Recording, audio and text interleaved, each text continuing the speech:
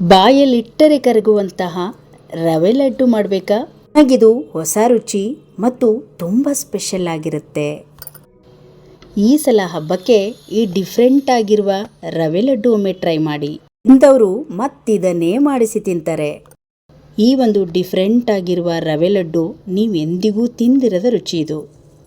ಸಾಮಾನ್ಯವಾಗಿ ಒಂದೇ ಥರದ ರವೆ ಲಡ್ಡು ಮಾಡಿರ್ತೀರಾ, ಆದರೆ ಇವತ್ತು ಸ್ಪೆಷಲ್ ಆಗಿದೆ. ಮಿಸ್ ಮಾಡದೆ ವಿಡಿಯೋ ನೋಡಿ. ಮೊದಲಿಗೆ ರವೆ ರೆಡಿ ಮಾಡ್ಕೊಳ್ಳೋಣ. ಇಲ್ಲಿ ಒಂದು ಅಗಲವಾದ ಪಾತ್ರೆ ಅಥವಾ ಕಡಾಯಿ ತಗೊಳ್ಳಿ. ಇದಕ್ಕೆ 2/4 ಗ್ಲಾಸಷ್ಟು ಮೀಡಿಯಮ್ ರವೆ ಹಾಕ್ತಾಯಿದ್ದೀನಿ. ಮೀಡಿಯಮ್ ರವೆ, ಉಪ್ಪಿಟ್ಟು ಮಾಡುವಂತಹ ಮೀಡಿಯಮ್ ರವೆ ತೊಗೊಂಡಿದ್ದೀನಿ. ಇದಕ್ಕೆ 2/4 ಗ್ಲಾಸ್ ರವೆಗೆ 2/4 ಗ್ಲಾಸಷ್ಟು ಹಾಲು ತೊಗೊಂಡಿದ್ದೀನಿ, ಗಟ್ಟಿ ಹಾಲು.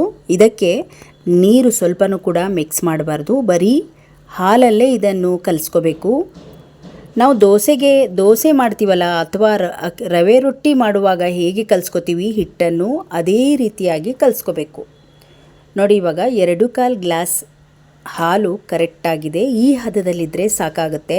ಇನ್ನೊಂದು ಸ್ವಲ್ಪ ಹೊತ್ತು ಬಿಟ್ಟರೆ ಅದು ಸ್ವಲ್ಪ ತಣ್ಣಗಾಗುತ್ತೆ. ನೋಡಿ, ಇನ್ನೊಂದು 1/4 ಗ್ಲಾಸಷ್ಟು ಹಾಲು ಮಿಕ್ಕಿತ್ತು, ಅದನ್ನು ಹಾಕಿ ಈ ರೀತಿಯಾಗಿ ನಾನು ಕಲಿಸ್ಕೊತಾ ಇದ್ದೀನಿ.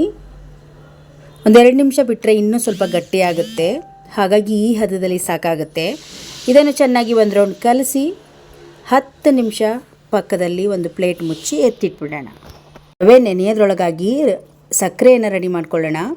1.5 ಗ್ಲಾಸಷ್ಟು ಸಕ್ಕರೆ ತಗೊಂಡು 2-3 ಏಲಕ್ಕಿಯನ್ನು ಬಿಡಿಸಿ ಹಾಕ್ತಾಯಿದ್ದೀನಿ. ಇದನ್ನು ಮಿಕ್ಸಿ ಜಾರಿಗೆ ಹಾಕಿ ನೈಸಾಗಿ ಪೌಡ್ರ್ ಮಾಡ್ಕೊಳ್ಳೋಣ.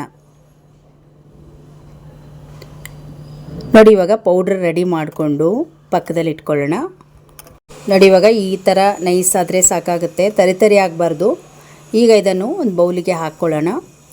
ಇದ್ರ ಜೊತೆಗೆ ಒಣ ಕೊಬ್ಬರಿನ ಒಂದು ಬಟ್ಲಷ್ಟು ತುರಿದಿಟ್ಕೊಂಡಿದ್ದೀನಿ. ಇದನ್ನು ಮಿಕ್ಸಿ ಜಾರಿಗೆ ಹಾಕಿ ಪುಡಿ ಮಾಡ್ಕೊಳ್ಳೋಣ.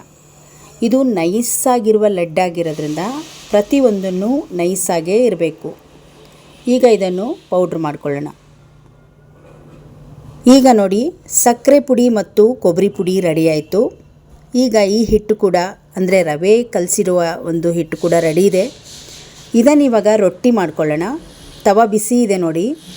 ಸ್ವಲ್ಪ ಸ್ವಲ್ಪ ನೀವು ಹೇಗೆ ರವೆ ರೊಟ್ಟಿ ಮಾಡ್ಕೊಳ್ತೀರೋ ಆ ಹದದಲ್ಲಿ ನೀವು ತಟ್ಕೋಬೋದು. ಕವರಿಂದ ತಟ್ಕೊಳ್ಳೋದು ಬೇಡ, ಡೈರೆಕ್ಟಾಗಿ ಬಿಸಿ ತವದ ಮೇಲೆ ಸ್ವಲ್ಪ ಎಣ್ಣೆ ಅಥವಾ ನೀರನ್ನು ಕೈಗೆ ಅಂಟಿಸಿ ನೀವು ಈ ರೀತಿ ತಟ್ಕೋಬೇಕು. ದಪ್ಪ ಆದರೂ ಪರವಾಗಿಲ್ಲ, ಈ ಹದದಲ್ಲಿ ಮಾಡ್ಕೊಂಬಿಡಿ. ಎಲ್ಲ ರೊಟ್ಟಿನೂ ಇದೇ ಹದದಲ್ಲಿ ರೆಡಿ ಮಾಡ್ಕೊಳ್ಳಿ. ಇದ್ರ ಮೇಲೆ ಒಂದು ಅರ್ಧ ಚಮಚದಷ್ಟು ತುಪ್ಪ ಹಾಕ್ಕೋಬೇಕು. ನಾವಿಲ್ಲಿ ರವೆ ಲಡ್ಡು ಮಾಡೋದ್ರಿಂದ, ಈ ರೀತಿ ರೊಟ್ಟಿಗೆ ತುಪ್ಪ ಹಾಕೋದ್ರಿಂದ ರವೆ ಲಡ್ಡು ಇನ್ನೂ ರುಚಿ ಚೆನ್ನಾಗಿರುತ್ತೆ. ಇದನ್ನು ಎರಡೂ ಕಡೆ ರೋಸ್ಟಾಗಿ ಸ್ವಲ್ಪ ಗಟ್ಟಿಯಾಗೇ ನಾವು ಇದನ್ನು ಬೇಯಿಸ್ಕೋಬೇಕು, ಮೆತ್ತಗೆ ಬೇಯಿಸ್ಕೋಬಾರ್ದು. ನೋಡಿ, ಎರಡೂ ಬದಿ ಈ ರೀತಿ ಬೇಯಿಸ್ಕೊಂಡು ತಟ್ಟೆಗೆ ಹಾಕಿ ಎತ್ತಿಟ್ಕೊಳ್ಳೋಣ. ಇದೇ ರೀತಿಯಾಗಿ 4-5 ರೊಟ್ಟಿ ಬಂದಿತ್ತು. ಸಾಮಾನ್ಯವಾಗಿ ರವೆ ಲಡ್ಡನ್ನು ನಾವು ಯಾವತ್ತೂ ಒಂದೇ ಥರದಲ್ಲಿ ತಿಂತೀವಿ. ಇವತ್ತಂತೂ ಸಿಕ್ಕಾಪಟ್ಟೆ ಡಿಫ್ರೆಂಟ್ ಆಗಿದೆ ನೋಡಿ. ಈಗ ನೋಡಿ, ಇದು ತಣ್ಣಗಾಗಿದೆ ರವೆ ರೊಟ್ಟಿ. ಇದನ್ನು ಈಗ ಸಣ್ಣದಾಗಿ ತುಂಡು ಮಾಡ್ಕೊಳ್ಳೋಣ. ನೋಡಿ, ಇವಾಗ ಈ ರೀತಿಯಾಗಿ ಎಲ್ಲ ರೊಟ್ಟಿನೂ ಮುರಿಕೊಳ್ತಾ ಇದ್ದೀನಿ ಸಣ್ಣದಾಗಿ. ಇದು ತಣ್ಣಗಾಗಿದೆ. ಈಗ ಮಿಕ್ಸಿ ಜಾರಿಗೆ ಹಾಕ್ಕೊಳ್ಳೋಣ. 2 ರೌಂಡಲ್ಲಿ ಪೌಡ್ರ್ ಮಾಡ್ಕೊಳ್ಬೇಕು. ನೋಡಿ, ಇವಾಗ ತರಿಯಾದ ರವೆ ಥರನೇ ಪೌಡ್ರ್ ರೆಡಿ ಆಗುತ್ತೆ. ಅಲ್ಲಿವರೆಗೂ ಇದನ್ನು ನಾವು ಪುಡಿ ಮಾಡ್ಕೊಳ್ಬೇಕು.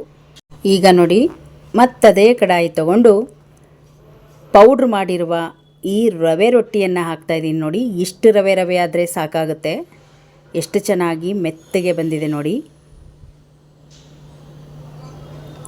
ಈಗ ಇನ್ನೊಂದು ಬ್ಯಾಚಲ್ಲಿ ಪೌಡ್ರ್ ಮಾಡ್ಕೊಂಡಿದ್ದೀನಿ, ಅದನ್ನು ಕೂಡ ಹಾಕೋತಾ ಇದ್ದೀನಿ. ರವೆ ಲಡ್ಡು ಯಾರಿಗೆ ಮಾಡೋಕ್ಕೆ ಬರಲ್ಲೋ ಅವರು ಕೂಡ ಈ ವಿಧಾನದಲ್ಲಿ ತುಂಬ ಸಿಂಪಲ್ಲಾಗಿ ಮಾಡ್ಬೋದು. ಈ ರುಚಿಯನ್ನು ವಿವರಿಸೋಕ್ಕಾಗೋದಿಲ್ಲ, ಅಷ್ಟೊಂದು ರುಚಿಯಾಗಿರುತ್ತೆ. ನೀವು ಮಾಡಿ ತಿಂದಾಗೇ ಇದರ ರುಚಿ ಗೊತ್ತಾಗೋದು. ನೋಡಿ, ಇವಾಗ ಇದು ರವೆಯಾಗಿ ರೆಡಿಯಾಗಿದೆ. ಇದನ್ನು ಕೈಯಲ್ಲಿ ಒಂದು ರೌಂಡ್ ಈ ರೀತಿ ಕಲಿಸ್ಕೊಂಬಿಡೋಣ. ಇಷ್ಟು ಸಾಫ್ಟಾಗಿರುವ ಪುಡಿ ರವೆ ಥರ ರೆಡಿಯಾಗಿದೆ ನೋಡಿ. ಈಗ ನಾವು ಒಣ ಕೊಬ್ಬರಿ ತುರಿ ಹಾಕ್ತಾಯಿದ್ದೀನಿ. ಕರೆಕ್ಟಾಗಿ 1 ಬೌಲಷ್ಟು ಒಣ ಕೊಬ್ಬರಿ ಪೌಡರನ್ನು ತೊಗೊಂಡಿದ್ದೆ. ಈಗ ಸಕ್ಕರೆ ಪುಡಿ ಕೂಡ ಹಾಕ್ತಾಯಿದ್ದೀನಿ. ಸಕ್ಕರೆ ಪುಡಿ ಕೂಡ 1.5 ಬೌಲ್ ಆಗುವಷ್ಟು ಮಾತ್ರ ತಗೊಂಡಿದ್ದೆ, ಸಿಹಿಗೆ ತಕ್ಕ ಹಾಗೆ. ಈಗ ತುಪ್ಪದ ಒಗ್ಗರಣೆ ಮಾಡ್ಕೊಳ್ಳೋಣ. ಒಂದು 3-4 ಚಮಚದಷ್ಟು ತುಪ್ಪ ಹಾಕ್ತಾಯಿದ್ದೀನಿ. ಇದಕ್ಕೆ 3 ಥರದ ಡ್ರೈ ಫ್ರೂಟ್ಸು, ಬಾದಾಮ್, ದ್ರಾಕ್ಷಿ, ಗೋಡಂಬಿ ತೊಗೊಂಡಿದ್ದೀನಿ. ಇದನ್ನೆಲ್ಲ ಬಾದಾಮನ್ನು ಸಣ್ಣ ಸಣ್ಣದಾಗಿ ಕಟ್ ಮಾಡ್ಕೊಂಡಿದ್ದೀನಿ. ಈಗ ಇದನ್ನು ತುಪ್ಪದ ಒಗ್ಗರಣೆ ಹಾಕಬೇಕು. ಮೇನಾಗಿ ರವೆ ಲಡ್ಡು ಆಗಿರ್ಬೋದು, ಯಾವುದೇ ಒಂದು ಸ್ವೀಟ್ ರೆಸಿಪಿಗೆ ಇದೇ ಮೇನ್ ಆಗಿರುತ್ತೆ. ಇದನ್ನು ಚೆನ್ನಾಗಿ ಗರಿಗರಿಯಾಗಿ ದ್ರಾಕ್ಷಿ ಎಲ್ಲ ಚೆನ್ನಾಗಿ ಉಬ್ಬೋ ಥರ ಇದನ್ನು ಫ್ರೈ ಮಾಡಿಕೊಂಡು ಸ್ಟವ್ ಉರಿಯನ್ನು ಆಫ್ ಮಾಡಿಕೊಂಡು ತಣ್ಣಗೆ ಮಾಡ್ಕೊಳ್ಳೋಣ. ಅದನ್ನು ಬಿಸಿ ಬೇಡ, ಸ್ವಲ್ಪ ತಣ್ಣಗಾಗಲಿ. ಇದನ್ನು ಬೇರೆ ಬೌಲಿಗೆ ಹಾಕ್ಕೊಂಬಿಡೋಣ. ನೋಡಿ, ಇವಾಗ ತುಂಬ ಚೆನ್ನಾಗಿ ರೆಡಿಯಾಗಿದೆ. ಈಗಿದು ತಣ್ಣಗಾಗಿದೆ ನೋಡಿ. ತುಪ್ಪ ಮತ್ತು ಈ ಒಂದು ಡ್ರೈ ಫ್ರೂಟ್ಸನ್ನು ಪ್ರತಿಯೊಂದು ಈ ಥರ ಹಾಕ್ಬಿಡ್ತಾ ಇದ್ದೀನಿ. ಮೇಲೆ ಹಾಕಿ ತಣ್ಣಗಾಗಿರುತ್ತಲ್ವ, ಈ ರೀತಿ ಕೈಯಿಂದನೇ ಕಲಿಸ್ಕೋಬೇಕು. ಸ್ವಲ್ಪ ಕೂಡ ನಾವು ಹಾಕಿದ ಮೇಲೆ ಗಟ್ಟಿಯಾಗೋದು ಅದೇನೂ ಆಗೋದಿಲ್ಲ. ಸಕ್ಕರೆ ಪುಡಿ ಹಾಕಿದ ತಕ್ಷಣ ಹದವಾಗಿ ಹದ ಬರುತ್ತೆ ನೋಡಿ. ಈ ರೀತಿಯಾಗಿ ಚೆನ್ನಾಗಿ ಕೈಯಿಂದನೇ ಹದವಾಗಿ ಕಲಿಸ್ಕೋಬೇಕು. ಈಗ ನೋಡಿ, ಸಕ್ಕರೆ ಜೊತೆಗೆ ರವೆದು ಎಲ್ಲ ಮಿಕ್ಸ್ ಕರೆಕ್ಟಾಗಿ ಬಂದಿದೆ. ಈಗ ಉಂಡೆ ಕಟ್ಟೋಕ್ಕೆ ರೆಡಿ ಇದೆ ನೋಡಿ. ತಕ್ಷಣದಲ್ಲಿ ನೀವು ಈಗ ಉಂಡೆಯನ್ನು ಕಟ್ಬೋದು. ಸಾಮಾನ್ಯವಾಗಿ ಈ ಲಡ್ಡು ಕಟ್ಟುವ ಟೈಮಲ್ಲಿ ಬಿಸಿ ಹಾಲು ಹಾಕೋದು, ಬಿಸಿ ನೀರು ಹಾಕೋದು ಮಾಡ್ತಾರೆ. ಆ ಥರ ಮಾಡಿರುವ ಒಂದು ಲಡ್ಡು ಜಾಸ್ತಿ ದಿನಗಳ ಕಾಲ ಇರೋದಿಲ್ಲ. ಇದು ನಾವು ಕರೆಕ್ಟ್ ವಿಧಾನದಲ್ಲಿ ನಾವು ರೊಟ್ಟಿ ಮಾಡಿರೋದ್ರಿಂದ 1 ತಿಂಗಳು ಇದನ್ನು ಇಟ್ಟು ತಿನ್ಬೋದು. ಬಾಯಲ್ಲಿ ಇಟ್ಟರೆ ಕರಗೆ ಹೋಗುತ್ತೆ, ಅಷ್ಟೊಂದು ರುಚಿಯಾಗಿರುವ ಈ ಒಂದು ರವೆ ಲಡ್ಡು ಅಂತಲೇ ಹೇಳ್ಬೋದು. ಈ ಸಲ ವರಮಹಾಲಕ್ಷ್ಮಿ, ಗಣೇಶನ ಹಬ್ಬಗಳ ಸರಮಾಲೆನೇ ಬರ್ತಾ ಇದೆ. ರವೆ ಲಡ್ಡು ಮಾಡಬೇಕು ಅಂದ್ಕೊಂಡ್ರೆ ಈ ವಿಧಾನದಲ್ಲಿ ಮಾಡಿ.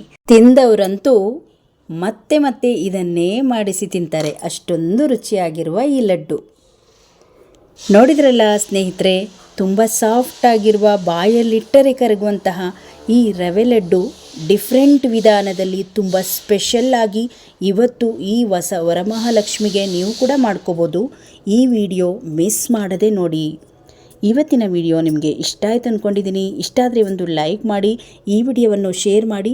ಇದೇ ಥರದ ಇನ್ನಷ್ಟು ವಿಡಿಯೋಗಳಿಗಾಗಿ ನಮ್ಮ ಫೇಸ್ಬುಕ್ ಪೇಜ್, ಯೂಟ್ಯೂಬ್ ಚಾನಲನ್ನು ಸಬ್ಸ್ಕ್ರೈಬ್ ಮಾಡ್ಕೊಳ್ಳಿ. ಮತ್ತೆ ನಾಳೆಯ ಇನ್ನೊಂದು ಹೊಸ ರೆಸಿಪಿಯೊಂದಿಗೆ ಸಿಗೋಣ. ಅಲ್ಲಿಯವರೆಗೂ ಧನ್ಯವಾದ.